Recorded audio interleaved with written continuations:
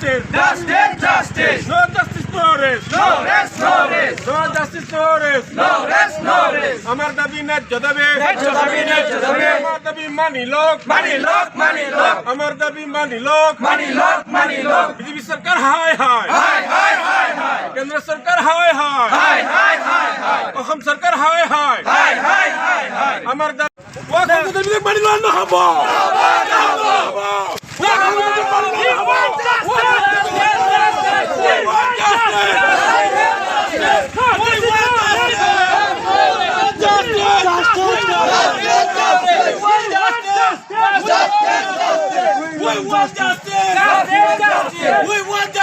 পাইছে যে ভাৰতবৰ্ষৰ এতিয়া মুছলমান বিৰোধী এটা চক্ৰই সক্ৰিয় হৈ আছে। মুছলমানক কেনেকৈ দুৰ্বল কৰিব, মুছলমানৰ সতি সন্তানী ল'ৰা ছোৱালীক কেনেকৈ দুৰ্বল কৰিব, কেনেকৈ মুছলমানক দুৰ্বল কৰি এক প্ৰকাৰ সাম্প্ৰদায়িক ৰাজনীতি কৰি এই জাতিটোক ধ্বংস কৰাৰ এটা পৰিকল্পনা চলাইছে এই শাসনাধিষ্ঠ বিজেপি চৰকাৰখনে। এই যে ৱাকাফ সংশোধনী বিল তেওঁলোকে ৰাজ্যসভা লোকসভাত পাছ হৈ গ'ল, গতিকে এতিয়া আমি বিচাৰিছোঁ মহামান্য ৰাষ্ট্ৰপতিৰ হস্তক্ষেপ কৰিব লাগে। প্ৰয়োজন হ'লে আমি এই বিলৰ বিৰোধিতা কৰি মহামান্য উচ্চতম ন্যায়ালয়ৰ দ্বাৰস্থ হ'বলৈ আমি কুণ্ঠাবোধ নকৰোঁ।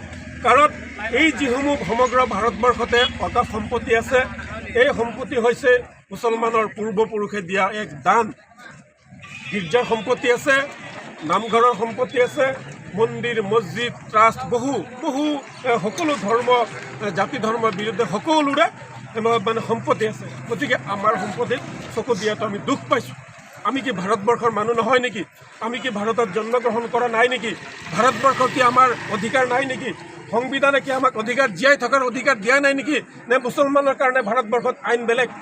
কিছুদিন পিছে মুছলমানসকলক উচ্ছেদ কৰে, টাৰ্গেট কৰি উচ্ছেদ কৰে। মুছলমানসকলৰ মাজে মাজে মছজিদ ভাঙি দিয়ে, মাদ্ৰাছা ভাঙি দিয়ে, কেতিয়াবা আকৌ ঈদগাহৰ মাটি দখল কৰে। এয়া কি অৰাজকতা চলিছে? আৰু শেহতীয়াকৈ এইবাৰ মুছলমানৰ কলিজাত হাত দিছে বিজেপি চৰকাৰে। এতিয়া ভাৰতবৰ্ষৰ কোনো মুছলমান আৰু বহি নাথাকে, ৰৈ নাথাকে। মুছলমানসকলে ভাৰতত সাংবিধানিক অধিকাৰ ৰক্ষা কৰিবলৈ এতিয়া ৰাজপথত নামিব। কোটি কোটি মুছলমান ভাৰতবৰ্ষৰ এতিয়া ওলাই আহিব, হয় জীয়াই থাকিম আৰু নহ'লে মৰিম। নিজৰ অধিকাৰ ৰক্ষাৰ কাৰণে ভাৰতবৰ্ষৰ মুছলমান মানে এতিয়া সংগ্ৰাম কৰিব, গণতান্ত্ৰিক সংগ্ৰাম কৰিব। আপোনালোক জানে যে মুছলমান হৈছে খাটি খোৱা এটা শ্ৰমজীৱী লোক, আৰু এই শ্ৰমজীৱী লোকসকলৰ ওপৰত এতিয়া চৰকাৰখনে যি দমন নীতি চলাইছে, যি শোষণ নীতি চলাইছে, এই শোষণ নীতিৰ বিৰোধ কৰিছোঁ। আৰু ৱাকাফ সংশোধনী বিলৰ আজি আমি প্ৰতিলিপি দাহ কৰিছোঁ ঢেকীয়াজুলিৰ চিৰাজুলি অঞ্চলত।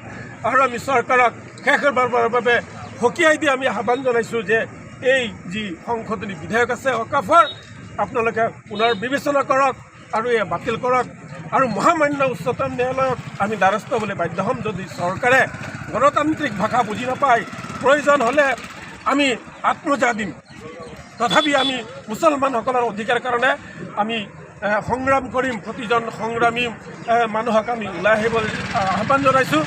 আৰু আমি অহা 8 তাৰিখে গুৱাহাটীত আমি এক বিশাল আন্দোলনৰ কাৰ্যসূচী লৈছোঁ, য'ত হাজাৰ লোকে অংশগ্ৰহণ কৰিব গুৱাহাটীৰ চচলত।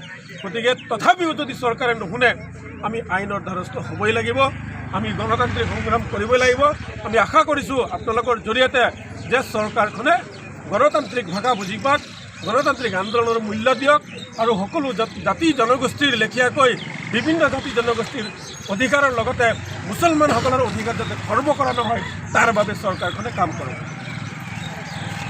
যিকোনো খবৰৰ বাবে যোগাযোগ কৰক 7099017330 লগতে 7099017110 নম্বৰত।